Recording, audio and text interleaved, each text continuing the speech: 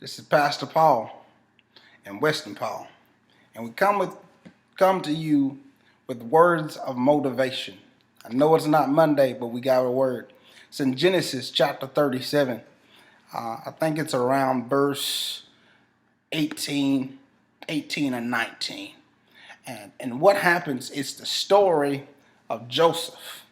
And what I want to talk about on this evening is how to deal with delayed dreams. How to deal with delayed dreams. As we know that the story of Joseph, that Joseph is a dreamer. Ain't that right? And what happens is that because of jealousy in his family, his brothers, they sell him into slavery. And what ends up happening is that through various trials and tribulation, he ends up in the palace over his brothers. But what I want to focus on is that the fact that when Joseph told them his dreams, was that they was not able to appreciate the dreams that Joseph was saying and revealing to them. And what I want to say to you on this evening is not everybody will be able to appreciate your dreams.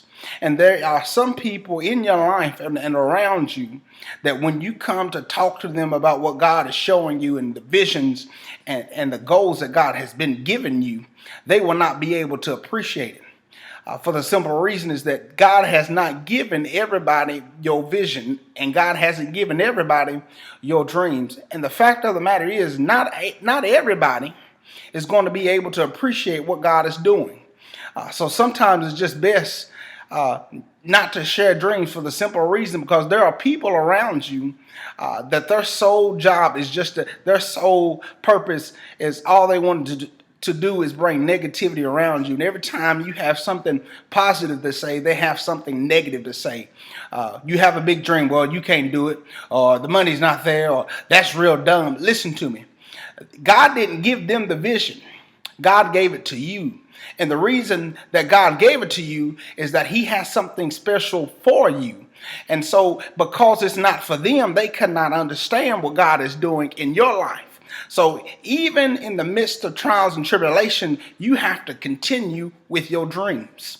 And the fact of the matter is that you may come against opposition, you may come against trials and tribulations, but make sure that you continue with your dream. And Joseph had a dream. And the fact of the matter is that even though Joseph was a good person, the fact of the matter is that bad things do happen to good people. But the fact of the matter is that if Joseph didn't get in the pit, he would have never made it to the palace.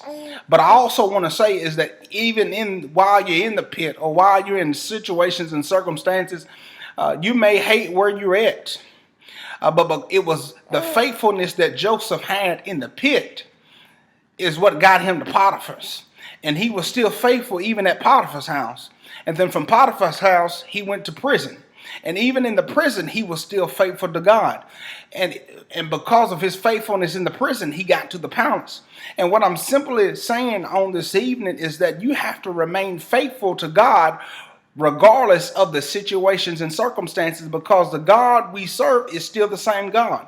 But what we often don't understand is that there are reasons for the situations and circumstances that we are in, because those situations and circumstances are the very building blocks for your promotion or for building your dreams.